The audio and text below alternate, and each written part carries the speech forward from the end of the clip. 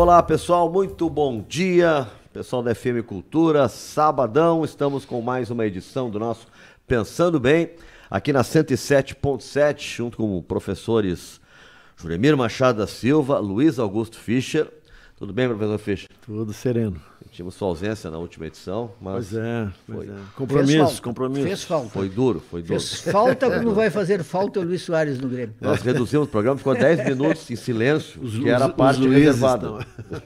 Isso, Luiz Augusto Fischer, Luiz Soares, fazem falta. É verdade. Nosso matinal jornalismo também, e também a nossa revista Parêntese. Hoje, a nossa convidada é a cantora Glau Barros. Tudo bom, Glau? Tudo bem, tudo ótimo. Melhor agora aqui com vocês. Glau, eu vou te contar uma coisa. A verdade das verdades é a seguinte: tu só foi convidada porque o Nando queria tocar violão aqui. Ele queria se mostrar, então. Não me deixavam tocar de jeito nenhum, Glau. Não tem nada a ver contigo, com apreço, nada. É só pra ele mesmo. Poxa vida. Mas tá valendo já, então. Eu vou contar outra parte, da verdade, que ele queria tocar violão contigo. Comigo. Isso. Não, quando o Juremir me disse, não, vem a Glau, podia acompanhar ela. Olha, eu posso, mas é uma responsa, né? Vamos falar antes e tal, alguma coisa. Olha só. Nando e eu estamos trabalhando juntos, assim, eu acho que desde 2014. Desde né? 14. Desde 2014. E ele sempre falando que era o cara do violão, do violão. Então chegou a hora da verdade. A hora da verdade. Fala. Vai ser bem bacana. Aguardem. Mas a Glau foi chamada aqui porque mesmo, porque, quer dizer, o mote, a carreira dela, a história toda, mas o mote foi por causa da exposição do Lupicínio, foi isso que a gente lembrou? Foi. Por causa daquelas gravações que aparecem no final. Quem sabe começamos por aí, Glau. Conta como é que foi aquilo. Exposição do Lupicínio Rodrigues no... Não se chama mais Santander. Farol Santander. Isso. E lá pelas tantas a gente entra numa sala que tem... Quantos são? 3 ou 4? São 5 canções. 5 canções gravadas por gente daqui, todas gravações recentes, isso, com toda uma concepção de homenagear o Lupicínio, mas ao mesmo tempo trazer para o presente, né? Exatamente.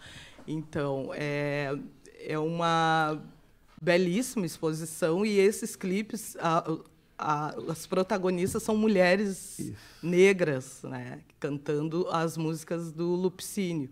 E foram rearranjadas pelo Arthur de Faria. E esses clipes estão lá com arranjos em estilos musicais diferentes. Eu acho que o que eu faço, que é esses moços, eu faço juntamente com a Pamela.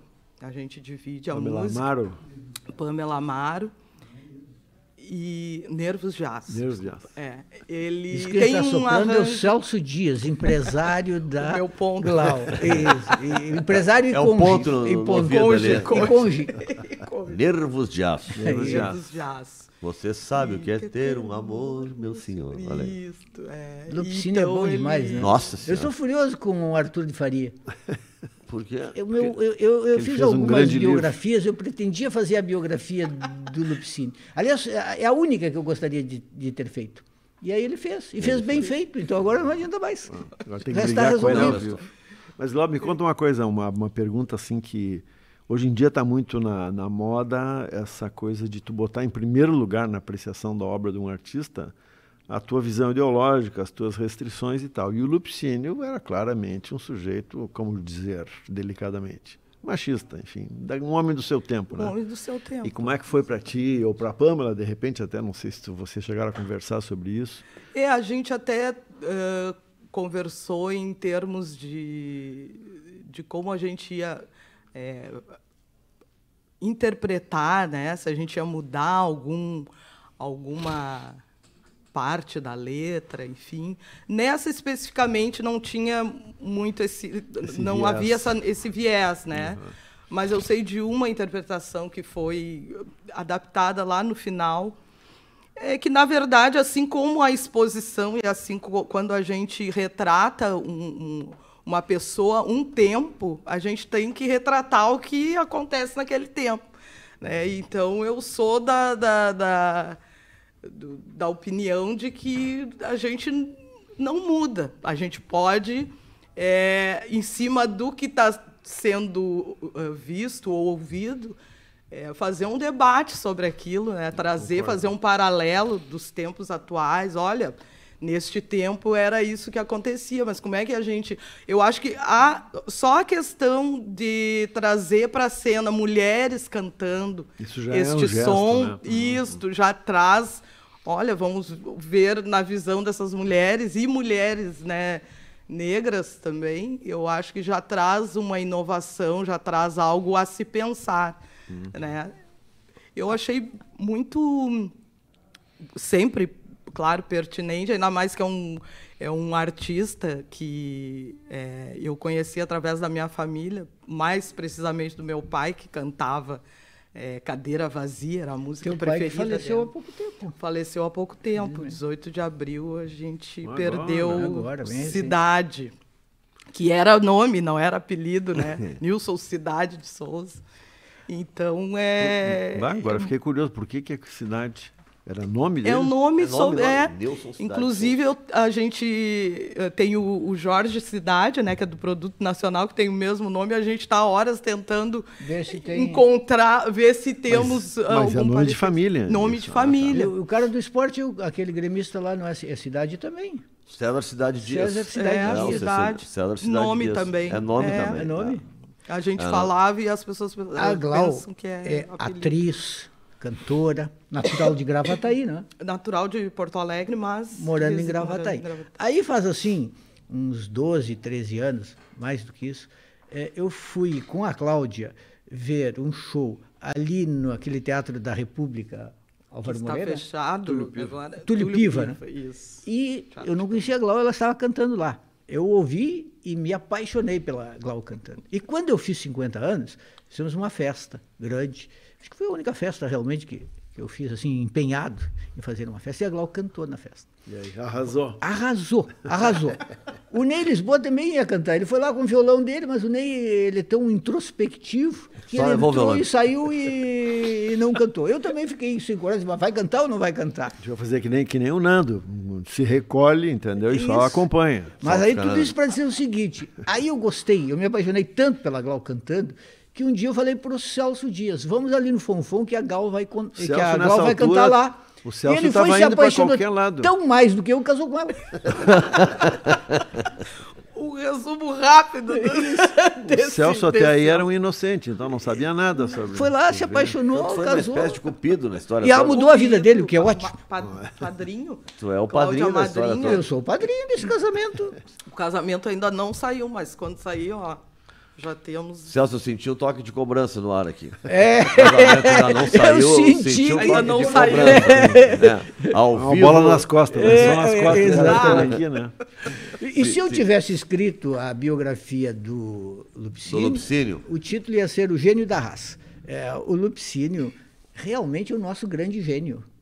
Na música, não tem ninguém como o Lupicínio aqui no Rio Grande do Sul. Ele é o maior nome da história musical do Rio Grande do Sul. Assim como aí na literatura, domínio aí do Fischer, a gente vai pensar no Érico Veríssimo, no Simões Lopes Neto, no Mário Quintana, acho que são os 3 maiores. O Lupicínio está nesse time aí dos enormes, dos gigantescos. E ainda achou um lugar nacional numa época em que ele, morando aqui, né? Como é que o cara faz sucesso no Rio? Exatamente. Sendo sem um Porto Alegre. Ter saído, Glau, né? Sempre morando aqui, né? É isso que é impressionante. Ele sempre morou aqui. Com algumas idas, né? Mas sempre aqui no... Tinha residência aqui, né? Exatamente. O Arthur fala muito bem dessa questão da genialidade dele por ser um compositor que não tocava nenhum instrumento e consegue ter essa obra tudo, incrível, né? Compunha letra e música, tudo de cabeça. Né?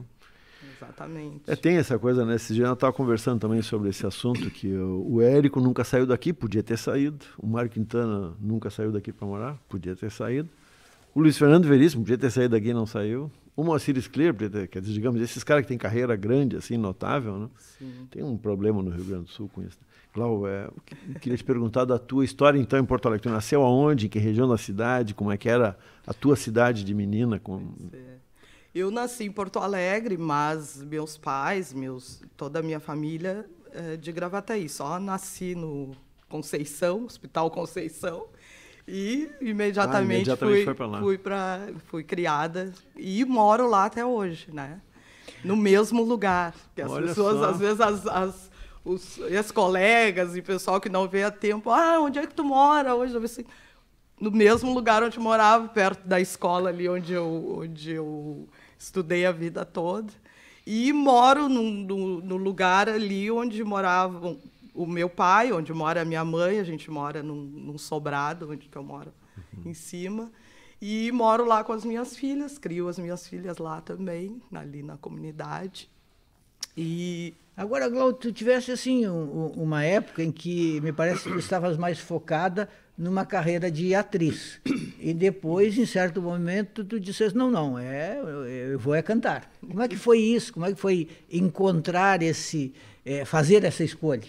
Pois é, eu iniciei cantando lá nos anos 90, fazendo vocais para cantores aqui, aqui na capital, né? E a partir dali comecei uma carreira numa banda de pop rock. Eu cantava, curtia cantar as coisas ali do rock anos 80, 90, né? Essa parte eu não sabia. Isso, comecei ali com uma banda lá de Gravataí, que um amigo, a gente toca junto até hoje.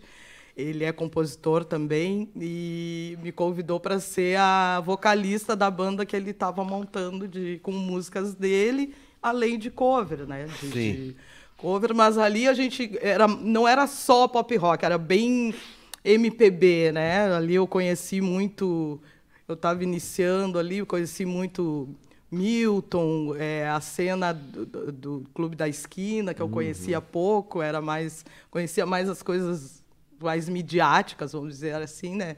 Conheci uma cena diferente e, com o passar do tempo, a gente foi trazendo o repertório para algo mais da época, assim, né? Então... E tocava música negra também, Tim Maia, Tim Sandra Maia, de Sá. sim, tinha tudo isso no repertório. Era bem, bem diverso, assim. E, com o passar do tempo, isso é início dos anos 90, ali, final dos anos 90, então eu começo a andar, como a gente diz, com o pessoal do teatro. E aí comecei a fazer oficinas. Eu já fazia alguma coisa informal, né? Mas fui me especializar e logo fui chamada para vários grupos aqui de Porto Alegre para atuar. Mas o principal grupo foi o Caixa Preta, do qual eu fui uma das fundadoras ali, né, das atrizes que estavam na primeira... Tu estava naquele Hamlet? Não. Sim, Hamlet sincrético, fazia Ofélia. Eu assisti lá em Montevidéu. Isso, eu lembro, a gente até ganhou um prêmio lá, o grupo, prêmio dos críticos, do jornalistas, enfim, um prêmio bem bacana. A gente viajou muito com esse grupo. E aí, além do Caixa Preta, eu também atuava em outros grupos aqui em Porto Alegre e Gravataí, né? E Gravataí, além de atuar, também na questão nos bastidores, produção, figurino, bem envolvida com isso. Ali em 2008, 2009, a gente estava viajando com o Hamlet em outros lugares. E como é um grupo que, além de... Não tinham só atores, atrizes, o pessoal que era ator também tocava, compunha. Enfim, a gente curtia muito nos ensaios tocar samba, né? Principalmente. Essa era a nossa... Parava um pouquinho o ensaio, a gente já se reunia para fazer um samba. Surgiu a ideia de fazer o estandarte do samba, né? A gente começou a tocar aqueles sambas antigos, a conhecer um pouco também do samba feito aqui no Rio Grande do Sul. Eu conhecia mais a questão do carnaval, né? Tem uma escola lá de Gravataí, acadêmicos de Gravataí, que eu frequentava, mas compositores daqui eu conhecia poucos, né? Lupicínio, por exemplo, a Zilá eu não conhecia, vinha conhecer através... Então, do Flor de Ébano, que é com Sil Farney, Alemão Charles, Reloginho, que compunham o grupo que me acompanhava no estandarte do samba. Além de alguns meninos atores do Caixa Preta. A primeira formação de estandarte foi assim. Vamos falar desse Caixa Preta, porque a história desse grupo é sensacional, né? Esse grupo é o diretor, em geral é o Gessé. Sempre o Gessé, Sempre o Gessé, isso, né? Gessé Oliveira. Conta para nós aí, então, porque foi assim, era um Hamlet, ele se chamava Hamlet sincrético. Hamlet sincrético. Né? E o Hamlet é inspirada, quer dizer, a estrutura básica da narrativa é a do Hamlet, do Shakespeare, só que ela é toda no mundo de religião afro-brasileira e com pessoas negras. O grupo, genial, a gente estreou com um texto do Kuti, né, que é escritor, dramaturgo, que é o Transegum, que a história era de um grupo de atores negros, em que então, era uma história que ele escreveu ali na década de 80, um dos atores contrai HIV, tem que sair do grupo, e é substituído por um ator branco. Então, toda a narrativa e a temática dessa peça é em cima disso, né? Então, esse foi o nosso primeiro trabalho, que foi... a gente ganhou o FUNPROARTE na época, e na época já teve uma polêmica, saudoso FUNPROARTE, porque tinha que defender o projeto, né? E aí os jurados disseram, mas vocês não estão fazendo racismo reverso, ao contrário, no caso. Até isso foi pautado. Deixa eu só fazer um parênteses aqui para explicar para os nossos ouvintes que eventualmente não sabem, né? O FUNPROARTE era um fundo de apoio à produção artística da Prefeitura de Porto Alegre, que era, de certa forma, ao contrário dessas leis de incentivo à cultura, né? Porque nessas leis de incentivo o sujeito se qualifica, manda os documentos e tal, e uma comissão avalia se está bom o projeto, e ela te diz, sim, pode captar esse dinheiro no valor tal. Aí o sujeito tem que sair com um produtor na mão e ir atrás de gente que queira patrocinar. E o FUNPROARTE foi uma ideia de a prefeitura depositar dinheiro num fundo, e esse fundo era disputado por projetos que apareciam. Então, por isso que a Glau lembrou que chegava uma hora lá da coisa que tinha que defender dizer, o meu projeto é isso, que não no meio de um júri de gente de todas as áreas. E que facilmente o Gessé derrubou o racismo. Esse racismo, porque ele disse, quantos projetos de grupo, quantos grupos de teatro estão apresentando projetos, quantos atores negros tem nesses grupos? Então, dali não passou, né? Então, foi quando isso é anos 90, né? Não. Isso é início dos anos 2000. Nossa. Ou seja, é muito pouco tempo. O Luciano Labarce, que fez uma bela montagem agora do Esperando Godot com mulheres, que é uma tradição no Brasil de fazer Esperando Godot com mulheres. Eu acho que o terceiro diretor que faz, em alguns momentos assim clássicos, podia fazer um Esperando Godot só com atores negros. Essa é uma sugestão que eu dei outro dia. Eu sou um sujeito atrevido, até escrevi uma continuidade para ele fazer, uma continuidade do Esperando Godot. Ele não se deu conta, então eu espero que ele ouça esse programa, agora. Se dê conta e faça a convide a Glau para esse espetáculo. Seguiu a peça, o roteiro da peça, entregou para ele. Botei no o matinal. Juremir contou a chegada do Godot. O Godot veio... Ele esteve com um dos dois ali, do Vladimir e o outro, e foi embora, exatamente. E quando virou gíria em Porto Alegre durante muito tempo, o pessoal dizia, né? Godot, dá um Godot. Deu um Godot, não foi. Deu um Godot, não foi. Até hoje a gente... E no meio dos músicos é o Lima, né? O fulano mandou o Lima, né? Não apareceu, né? O Godot veio, mas falou só com um deles. Quando chega o outro, diz, o que estava fazendo? Pô, estava falando com o Godot, ele esteve aqui. Mas e cadê ele? Bom, ele disse que vai voltar daqui a pouco, só a gente esperar. Estava esperando o Grêmio comprar a arena. Alguma coisa assim. Alguma coisa assim. Olha teu time, Gal. Internacional. Eu tenho em casa. Eu perguntei porque o Lupicínio é gremista, fã do Lupicínio, podia ser gremista. Não, mas deixa... Esse grupo aqui, essa mesa, tem 3 colorados e um neutro, que é o Nanto. O neutro. Neutro. A imprensa é isenta. Imprensa é isenta. Mas eu queria voltar lá para o Hamlet, porque o Hamlet é o seguinte, né? Claro que tu conhece, mas vou fazer de conta que tu não conhece. O Hamlet é o seguinte... nos anos 60 no Corinthians, o Hamlet é que nem o Juremir, é um intelectual, entendeu? O Hamlet é chamado de volta. No Juremir, inclusive. Ele é chamado de volta para casa porque o pai dele foi assassinado. E aí, o que um filho faz se o pai é assassinado? Tem que ir lá e tomar vingança, né? Só que o Hamlet era um cara que estudava, tinha estudado na Sorbonne, que nem o Júlio, um cara cheio de ideias na cabeça. E só que era numa Sorbonne não francesa. E aí ele chega lá e os caras dizem para ele, pô, é o seguinte, mataram teu pai. E quem fazer? matou foi o teu tio, esse que está agora casado com a tua mãe. E na época, casar com a ex do... Era incesto. Era e aí o resultado, e o Hamlet, nessa hora, o que ele faz? Ele entra em dúvida. Ser ou não ser, entendeu? Esse é o ponto. É o cara que pensa, não é o cara que age. É diferente do Nando, por exemplo, que é um cara que é um cara de ação. Né? Exatamente. Não, mas o Nando faz as duas coisas. Ele age e pensa ao mesmo tempo. Como diz aquela canção do Chico Buarque, né, Glau? Haja duas vezes antes de pensar. Bom conselho, a música. Olha só, que beleza. Mas voltando, Glau, me conta aí do Hamlet. Nós estávamos chegando na montagem do Hamlet. Então, o Caixa Preta é um grupo formado por atores, atrizes, produtora, diretor, equipe técnica, todos negros. Mas tem a cota, né? Já que a gente é a favor da cota. Sempre tem um ator ou atriz não negra, branca, que faz. Então, o Hamlet é um projeto que o Gessé trouxe para o grupo e que faz esse sincretismo, que é trazer uma estética negra e uma narrativa negra para esse universo do Hamlet. Então, as personagens são sincretizadas com os orixás, e dentro desse sincretismo, a característica de cada orixá tem muito a ver com os personagens shakespearianos, né? No caso, o Hamlet, que quer justiça, é Xangô, né? O rei Cláudio, que é o que fica o Zé Pilintra. Isso. E a rainha Iemanjá, e assim vai. Né? Então, eu fazia Ofélia, era Iansã. Né?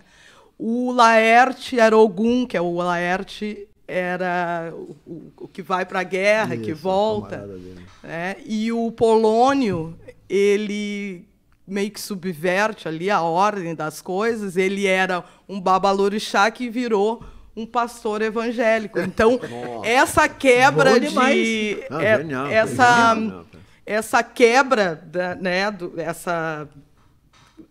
de ter sido uma família que era regida, vamos dizer assim, pelos orixás, enfim, do reino ter virado um templo evangélico, é que traz toda essa desgraça que acontece no final. Então,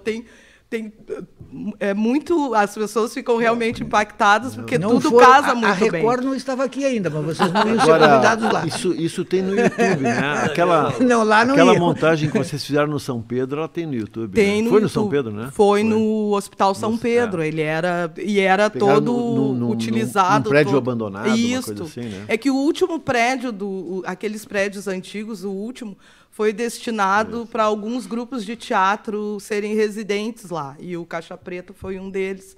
Então, na parte onde a gente encenava, a peça iniciava na rua, já com Glau, assim, um cortejo, enfim. Isso. Quando tu investes realmente na tua carreira de cantor, na minha percepção assim de quem acompanha a média distância, o Celso teve um papel importante como produtor na ocupação de espaço midiático. E aí deu um salto também. Tu investiste totalmente, essa produção funcionou e estava realmente assim numa ascendente. Aí veio a pandemia e foi um problema, porque como fazer durante a pandemia?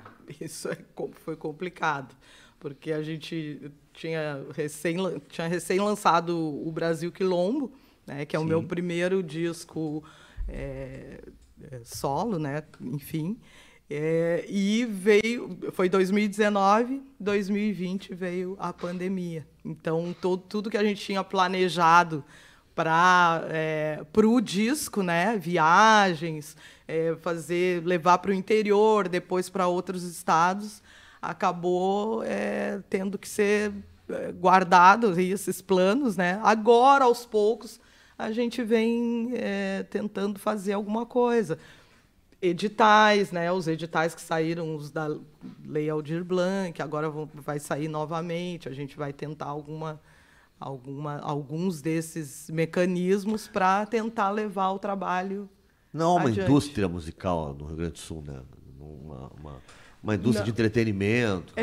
Não há. É bem complicado. O artista meio que trabalha sozinho, né? Sozinho. E mesmo tendo... O Celso faz minha produção, mas a gente sente uma necessidade de ter uma produtora maior que possa levar para outros lugares, né? Enfim, isso aqui falta bastante.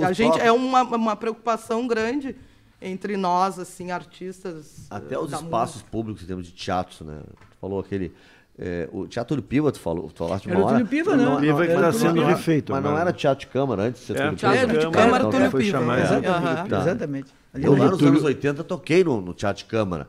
Eu toquei na Sala Álvares Moreira, tinha o Teatro Renascença. Álvaro Moreira era lá nos Açorianos, né? Não, onde é o Renascença. No Renascença. A salinha menor ao lado. Claro, é ali no A Renascença. salinha menor ao lado, tinham duas salas ali. Os espaços eram... Eu digo assim, eu toquei porque eu estava começando, então era um guri assim e tal, e tu conseguia tocar. Né? Não era uma coisa caríssima. Hoje os espaços públicos são difíceis para tu montar um show em teatro. Né, para tu ter o espaço, coisa assim. Não dá para te dizer que a gente tenha um empresariado, uma coisa assim, que se ligue muito em cultura, grandes, que invistam em patrocinar e tal, é sempre uma luta. A imprensa trata, como lembra aquele dia o Nelson estava dizendo, né? Dá uma força aí, né? Dá uma força, né? É tudo nesse... É muito complicado. E apesar disso, tem artistas na música muito expressivos aqui no Rio Grande do Sul, se a gente pensar a Glau, o Ney, o mas Gelson. A história de cantores... Tu lembraste da Zilá Machado, né? A Zilá e a Lourdes Rodrigues, por exemplo, que eram super cantoras, nenhuma das duas conseguiu fazer uma carreira como merecia, por motivos até pessoais. A Zilá teve um problema, enfim... familiar até num certo momento, né? Assim. Mas é isso, assim, tu tem uma limitação que tem a ver com a mentalidade. Não tem uma cena e assim, se a gente for comparar com lá para cima, como a gente diz, né? A gente tem uma TV que tem programas que levam os artistas e o Brasil fica conhecendo. Aqui nós não temos essa cena que o interior possa nos conhecer, por exemplo. Exatamente. Entende? Tu tem um circuito... Pontualmente, a gente vai fazer um circuito... Hoje em dia, a gente faz com o SESC, que é o que mais a gente viaja com infra, né, através do SESC. Aí a gente vai nas cidades, através de um projeto, e é onde o interior consegue, então, conhecer o artista. E hoje tem a dura concorrência com os sertanejos. Nossa, nem... Eu brinco às vezes com os meus alunos, eu sei que vocês gostam dos sertanejos, eles riem, porque é muito forte entre os jovens. Coisa mais... E não tem mesmo louco a universidade, não, o sertanejo universitário, né? Não se forma para terminar. Nunca, para se formar e ir embora. Não, é impressionante, tu vê mesmo esses festivais de música que tem no interior, às vezes festivais que são associados com eventos da cidade, venda de linguiça, de não sei o quê, feira de gado e tal. Sempre o que está na frente eles chamam inclusive assim, atrações nacionais. Aí é uma dupla dessas que está cantando a mesma música há 150 anos, né? Nas festas juninas do Nordeste, os sertanejos estavam com mais espaço do que o forró. Eu vi essa aí. Aí não pode ser, aí não dá. Aí tem algo errado. E todo mundo com aquela calcinha justinha, assim. Sim. Tem todo um figurino também. Não tem, né? Essas contratações para esses shows e tal, a prefeitura vai lá e tem autonomia para lá e contratar. Né? E paga bem. Paga muito bem. Quando é nacional, paga bem. Para os daqui não paga. Não, para os daqui nunca paga bem. Não, mas ela tem essa autonomia, é diferente de uma lei Rouanet, tu tem critérios, né? Tu pede tu tá tentando alguma coisa. Porque eles captam para aquele evento, para um grande evento, e aí colocam lá a rubrica, shows. E aí, às vezes tem que ter uma contrapartida, tem que ter um tanto de artistas locais e tal. Às vezes que isso vazou muito, às vezes não. Glau, recentemente, porque vários artistas sertanejos vieram comprar a causa anti-lei Rouanet. Dizendo que não trabalhavam com dinheiro público. E aí os caras começaram a divulgar, não trabalho com lei Rouanet, mas só dinheiro público. Né? Claro. Só dinheiro público. Aí os principais, renúncia fiscal, show de prefeitura. Sem passar pela lei Rouanet. Sem passar pela lei Rouanet. Claro, eles estão defendendo isso, sem a lei Rouanet. Nós queremos direto. Contratação direta. Glau, deixa eu te falar uma coisa, falando nisso, assim, tem alguma tem alguma cidade no interior em que tu já tenha cantado e tu tenha visto assim que deu eco, que valeu a pena? Não sei se dá para dizer assim, formar um público, mas enfim. Algo... tem algumas cidades que eu fui num determinado projeto e me chamaram outras vezes, né? Que foi a Uruguaiana, Alegrete. A gente já teve pelo Sesc dentro de uma programação e depois nos chamaram para eventos pontuais lá, né? Bem longe, até Pelotas, eu acho que a gente já teve também. Então, tem isso, mas é um trabalho de formiguinha que, às vezes, eu, por exemplo, já tenho 30 anos de carreira, né? 52 de idade, não tenho problema nenhum em falar a idade. Mas... mais jovem dessa mesa. Mais jovem? Isso. Só tem sexagenário aqui. Mas é aquele trabalho assim que tu chega num determinado ponto da tua caminhada que tu fica pensando, pô, eu poderia estar melhor colocada, claro. Né? Mas também agradeço essa exposição. Hoje eu sou conhecida como uma cantora de samba também, graças ao Juremir, que fez uma crônica maravilhosa. Eu cheguei a ficar emocionada e isso me credenciou, vamos dizer assim, também nesse lugar, né? E também a gente vê o quanto a mídia, as pessoas que estão na mídia, quando, né, dão a verdadeira força, como a gente diz, mas é necessário também a gente ter esse espaço, né? Abrir um espaço. Ouvir a Glau cantando, para mim, foi assim, ouvir alguém dizer, puxa, como ela canta. Então, assim, escrever sobre era uma coisa, assim, realmente espontânea. Foi como quando eu li o livro do Faleiro, aquele primeiro, Vila Saba. Eu li o Faleiro e disse, esse cara escreve muito bem. Esse cara é bom, tem que dizer que ele é bom. Porque realmente é uma coisa assim que é fora da curva. Não pode deixar escondido. Quem tem espaço de mídia tem a obrigação de dizer isso, né? Dizer assim, olha... mas aqui tem aquela famosa a fábula, aquela dos caranguejos gaúchos, né? Você concorda? Sabe a fábula? Eu vou contar para quem não sabe, os nossos ouvintes, né? Diz que tinha um cara uma vez sentado... Assim eu ouvi ela do meu finado amigo Jacaré. Diz que estava um cara sentado na beira da praia, tinha 2 cestos, um de cada lado do cara. Um deles era um cesto tapado e com uma pedra em cima, e o outro um cesto aberto. Aí passa alguém e diz assim, o que tem nesse cesto aqui tapado? O caranguejo. E no outro, o caranguejo também. Então, por que um está fechado e o outro está aberto? Ele diz assim, não, esse aqui, o fechado, é o seguinte, são caranguejos baianos e cariocas. Mas por que está fechado? É porque é o seguinte, se eu deixo meio aberto, um caranguejo sobe nas costas do outro, ajuda o outro, e quando tu vê, os baianos e os cariocas estão por tudo, saíram do cesto. Já dominam a cesta. E esse outro aqui que não tem tampa, esse aqui é de caranguejo gaúcho. Tá, mas qual é a diferença? É que mal um caranguejo gaúcho começa a subir um pouquinho, já o outro puxa para baixo. O outro puxa. E aí não sobe ninguém. Não sobe ninguém. Tem isso, Glau, tu acha, na tua percepção? Assim? Eu não sei se assim... eu vejo um movimento dos últimos anos um pouco diferente, assim, né? Não sei se eu percebo isso no grupo que eu estou inserida, né? Que é o grupo de sambistas, mulheres, enfim. A gente é muito se eu tiver um pouquinho de espaço, eu vou lá e puxo outra e outra e outra. É baiano. Então. E não sei, de repente... Isso pode estar mudando aí nos últimos anos, né? Eu acho que todo mundo está fazendo música com todo mundo. Eu acho que isso também é uma coisa,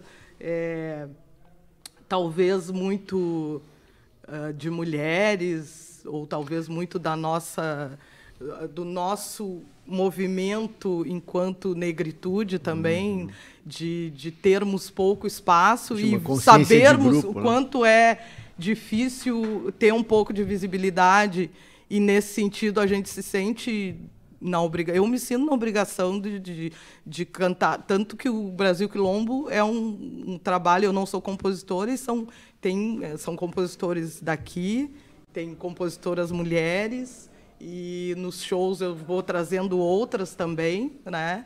O cenário também de samba é bastante masculino, mas é um cenário também bastante da negritude. Eu acho que a gente vem fazendo esse movimento e a gente tem tido um resultado bacana. Né, deixa eu te perguntar, falando em negritude, e o racismo no Rio Grande do Sul? Já tivesse experiência fora daqui, assim, de perceber a diferença entre o modo como os negros são tratados aqui e fora daqui? Dá para dizer, assim, da tua experiência, que aqui é pior, é igual? A minha percepção mais é de movimento, assim, né? Eu já tive na Bahia, no Rio, assim, eu me vejo mais, né? Claro, nesses lugares onde tem a população mais negra, né? Aqui, mais nesse sentido, a gente fala sobre isso. Às vezes eu me questiono em função de que já tivemos governador, Miss Brasil, vários expoentes negros, né? Mas ainda é muito forte. Olha, nos últimos, só nesses últimos meses que a gente viu, né, de trabalho análogo à escravidão, situações impensáveis para um 2023, né? Mas já passei algumas situações, assim, de chegar no lugar e as pessoas não acharem que eu seria a artista que ia cantar. E tem várias. É uma vida toda passando por várias situações. Eu acho que temos agora, muito ainda aqui. Agora, o fato é, esses dias eu ouvi alguém comentar, quem foi? Assim, eu estava ouvindo um programa de rádio, enfim, lá de São Paulo, e aí uma ouvinte diz assim, mas não tinha tanto assim antes de vocês começar a falar. Assim como se o programa fosse começar a falar, né? E é isso, talvez o que a gente tem agora é que, claro, que agora está aparecendo mais, então sim, tem mais, né? Mas não há dúvida, em todas as áreas, a gente tem muito mais denúncias hoje, até a questão da violência contra a mulher. Exatamente. Né? Acho que começou, mas como está acontecendo isso? Não, tem mais gente denunciando, ainda não é o que deveria, ainda né? Não é e também ainda não estão sendo punidos como deveriam, mas... Tu tens uma vinculação com o movimento negro no Rio Grande do Sul, uma coisa assim de ser uma ativista, não tem? Eu sou uma artivista, né? Através da minha arte, eu sempre trouxe, né, em alguma medida, as minhas raízes, as minhas referências, né? Muito mais após a entrada no Grupo Caixa Preta, onde a gente... Sim, porque ali o debate é vivo sobre isso. Né? A gente está vivendo... E as pessoas, né, eu devo muito crescer dentro dessas temáticas, né? Com a Vera Lopes é uma pessoa a quem eu devo muito, que a Vera Lopes é uma militante de muito tempo, artista, né? Também se formou advogada e ela também é uma das atrizes fundadoras do Caixa Preta, é a célula fundadora do Caixa Preta, junto com Márcio Oliveira e o Gessé, que nos convidaram, a todos os outros. Então, ali, muita coisa eu aprendi, porque a gente tem aquele... e não é mentira, o tornar-se negro, né? A gente vai... De adquirir consciência. De adquirir consciência, exatamente. Ali foi onde tudo fez sentido, vamos dizer assim. O Nelson Credicas esteve aqui e ele disse que tem trauma de que vai tocar na televisão e quando ele dá o segundo acorde no violão já está subindo. Só meio as letrinhas. Só a letrinha. Para tu dar uma canja agora para nós. Vamos. Né? Depois de 9 anos, ouvirei o Nando tocar.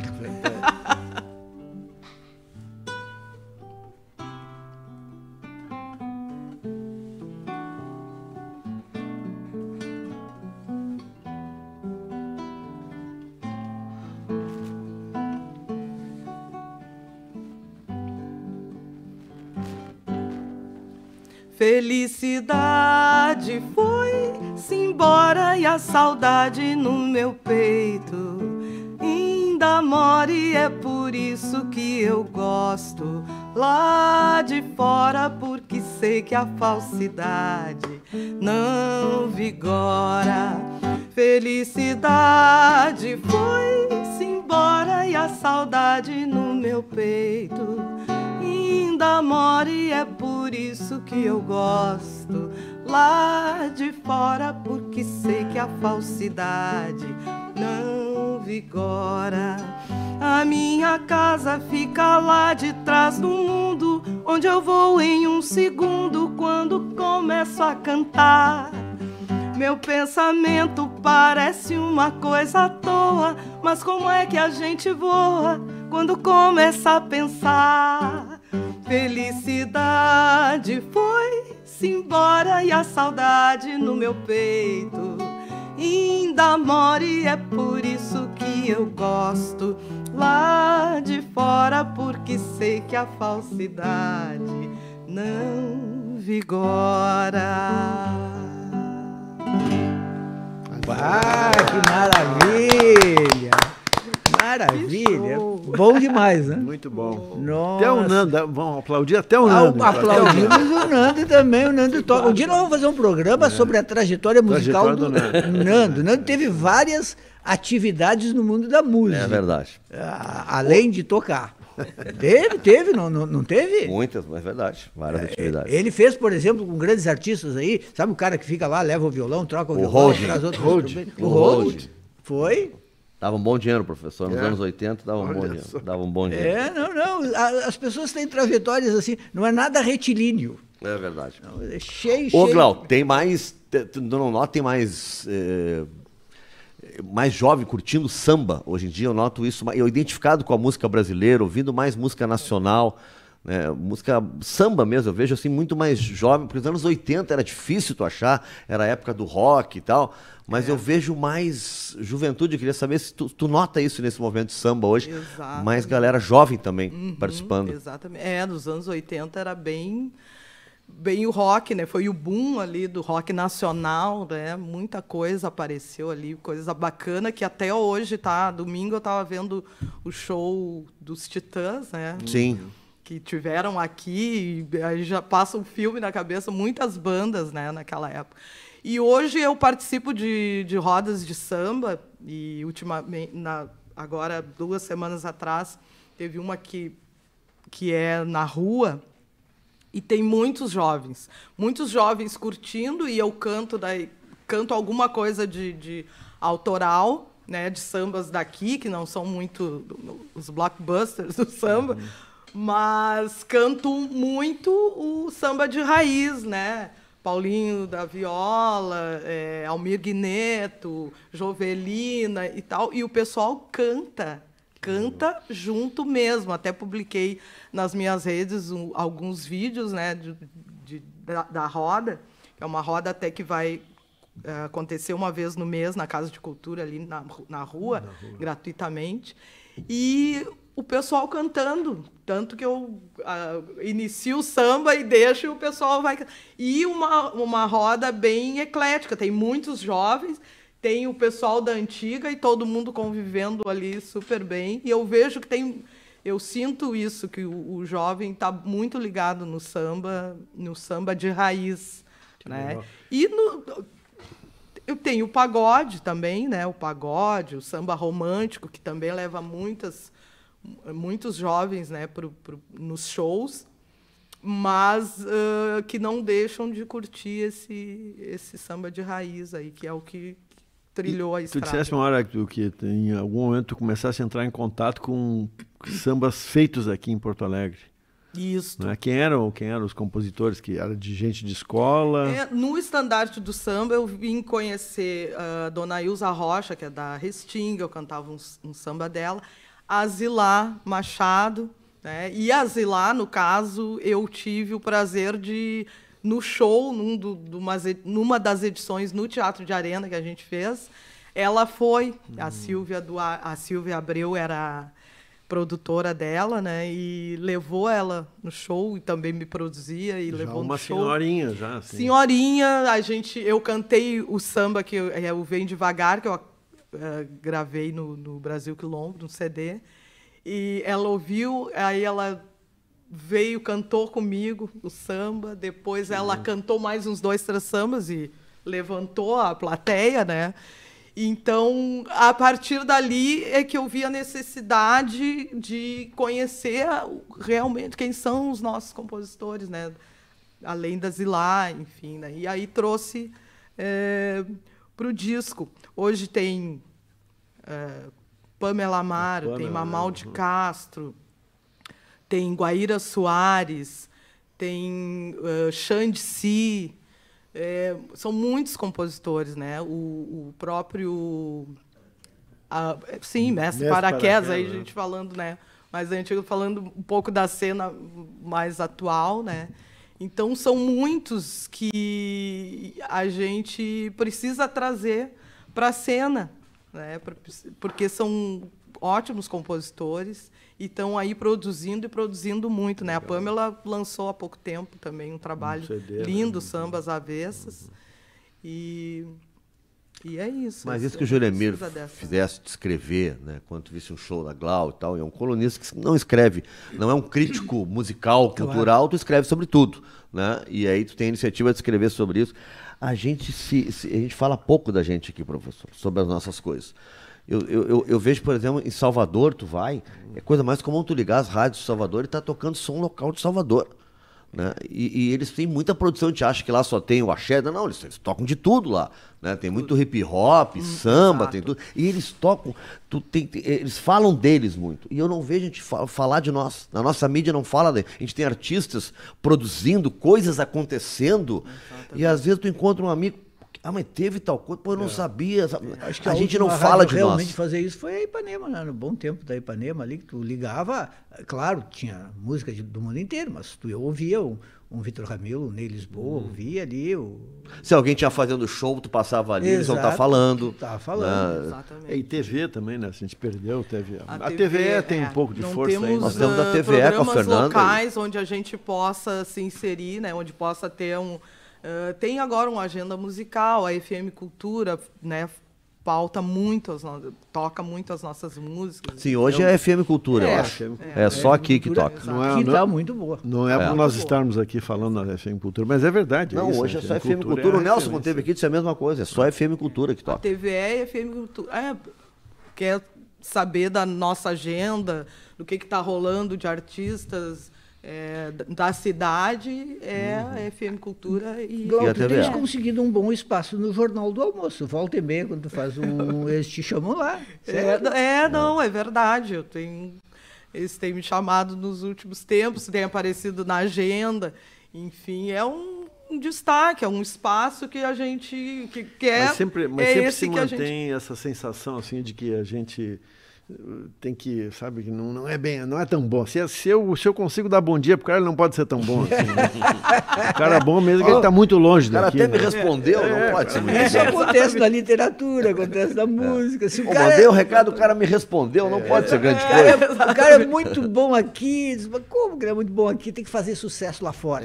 Essa é a nossa velha expressão. Não, quando é que tu vai pro The Voice? The Voice. Ah, sim. Aliás, falando isso, o The Voice deve ter criado para vocês um problema, não? Porque eu nunca, não assisto aqueles troços, mas eu sei que existe, de vez em quando eu passo por ali e tal. Mas eu digo, aquilo ali cria uma espécie de padrão único de interpretação. O cara só pode interpretar se esbagaçando e um monte de dó de peito e tem que fazer vibrato e tal. João Gilberto não passaria na classificatória ali. Não passaria. Mas teve alguns ganhadores que foram bem na contramão dessa... Eu não vejo, acabo vendo os resultados, assim, né? Teve uma menina que eu acho que ela não chegou a ganhar, mas ficou ali em segundo lugar, que ela canta meio João Gilberto, assim. Teve um outro rapaz também aquela que eu não vejo, mas eu sei que... Mas é que como a gente está sempre nas redes, a gente acaba vendo os resultados. É o papo do Big Brother. Eu não vejo, mas sabe tudo o que está acontecendo. Mas a participação do fulano foi muito ruim. Eu vi aqui, e aquele dia que ele disse... Estão se beijando aquela hora. Mas claro, um que outro, assim, né? Muito pouco. A massiva... participação é daqueles que têm tem um pouco, eu ia falar antes, fazer um comentário assim mais de fundo, né? É que o negócio da internet, né, que popularizou os meios de produção musical, né? Hoje em dia um guri dentro de casa, uma guria tem um aparelho de gravação de som que os Beatles não tinham, né? Exatamente. E então tem toda uma ideia, assim, uma promessa implícita de que, bom, todo mundo pode agora cantar, compor, gravar, não sei o quê. E depois tem também a ideia de que tu não tem mais filtro. Então qualquer um pode botar qualquer coisa em qualquer lugar, em qualquer rede. Só que, ao mesmo tempo que essa promessa é potencialmente, sei lá, libertária e universalista, a gente fica sem saber onde é que está. Porque falta exatamente essa referência. Alguém que diga, não, olha aqui, ó, né? É o papel um pouco da coluna, né? Sim, o papel da FM Cultura. Exatamente. De tu dizer, olha, tá, tudo bem, todo mundo pode cantar, mas esse aqui é muito bom, estou mostrando aqui, né? Tem caras da comunicação que defendem isso. Só guetos, né? Só segmentação. E eu também, eu penso assim, tu tem que ter uma plataforma geral onde tu chega e saiba das coisas, esse tipo de informação geral. De referência, onde todos se encontram, né? Porque eu estava pensando no negócio dessa coisa do samba, da roda de samba, na rua, onde for e tal. Tu cria um sentido comunitário, as pessoas se sentem pertencendo àquele mundo. Não quer dizer que tu tenha que te inscrever, pagar mensalidade, mas tu vê dizer, não, isso aí é que nem eu sou desse time aqui, né? Então pronto, ali tu tem uma referência. Se alguém te disser, olha, é o seguinte, meu guri, tu não ouviu a Jovelina ainda, vai ouvir. Pronto, aí o sujeito se orienta na vida, né? E é um pouco isso, numa cidade do tamanho de Porto Alegre, num estado do tamanho do Rio Grande do Sul, já não tem mais isso. Não é mais possível tu ter uma coisa só. Mas tu tem que ter essas plataformas, essas, não sei como chamar, enfim, né? Que um pouco era o que a TV fazia antes. Exatamente. O jornal impresso fazia, falta, né? Por exemplo, que se as pessoas não seguem a minha rede, onde é que elas... Porque daí as pessoas vão na roda de samba e perguntam, onde é que tu toca? Onde é que tu canta? Eu não canto num espaço... eu faço shows... viajo, enfim, tenho disco, estou lá nas plataformas digitais, mas não tem um lugar fixo onde... Então, se ela não me seguir, ela não sabe muito bem onde me encontrar. Existe um circuito de bares em Porto Alegre, tu tens cantado em alguns deles. Um circuito. Aí é isso que eu digo, mas lá na minha rede eu coloco onde é que eu vou estar, né? Mas geralmente eu estou em bar tal, aqui, ali... Então, falta uma agenda onde as pessoas saibam. Mas é diferente o show, né? Tu tem que fazer, não sei se tu faz com voz e violão, leva mais gente. Quando é bar, não é o teu show não, teatro, daí não é né? show, Que tem uma banda, né? Isso, aí é um bar que tem, não sei como é que está agora, eu faz tempo que abandonei os bares. Mas eu sei, por exemplo, de ouvir falar dos meus amigos boêmios, que, por exemplo, no Parangolé, na Cidade Baixa... Eu já fui ali ver a Malu cantar, a Maria Luísa Benítez. Eu fui lá ver a Malu cantar. Canta toda quarta-feira. Quarta-feira da noite. Tem programação musical. Né? Ali tem. Ali tem. Isso eu sei dizer porque... O violonista, o Farney, né? Temos ótimos bares de música que tocam e que levam artistas, né, daqui, eventualmente de fora, né? Tem o Café Fonfon, tem o Café Parangolé, o 373, Matita Pereira. Eu estou falando dos que eu frequento Café mais, Fonfon, né? onde a cada mês de fevereiro tem o Carnaglau. Carnaglau, que é muito legal. O melhor carnaval da redenção. É verdade. Quando que é o carnaval? Todo o carnaval do bairro Farroupilha. Bairro Farroupilha. Muito legal. Lembra os carnavais, assim, de salão. Marchinha, que era legal. É verdade. O Juremir já foi lá. Até eu apareço. Mas o Juremir faz trenzinho. Não, eu imagino o Juremir com os dois dedinhos pra cima, pulando o carnaval. É tudo que eu sei fazer. Eu viro o vagão e vou junto. O melhor pra dançar no carnaval é o trenzinho. Trenzinho é uma barbada. Trenzinho é uma barbada, não dá rolo. Né? Eu só espero o trenzinho passar e vou junto. Mas sabe que eu tinha uma decepção quando eu descobri o bairro Farroupilha. Eu achei que não sabia. Para mim era a Cidade Baixa e o Bonfim ali. Quando eu descobri que tinha ali o o bairro Farroupilha no meio de Santana. Por exemplo, onde eu moro, para mim, eu moro no Bonfim.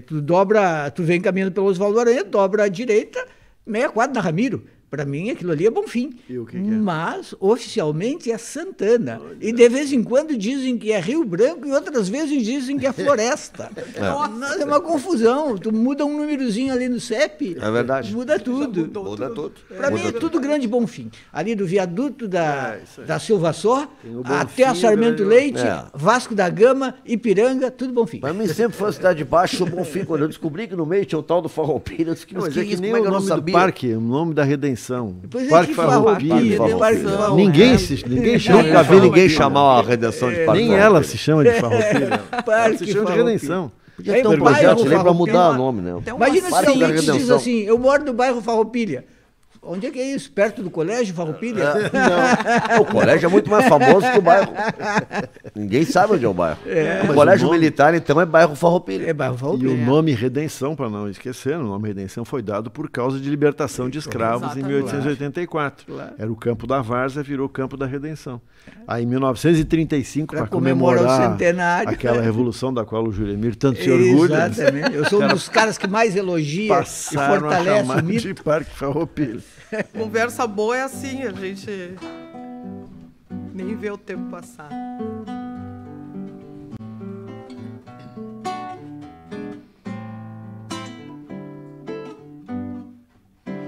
Esses moços, pobres moços,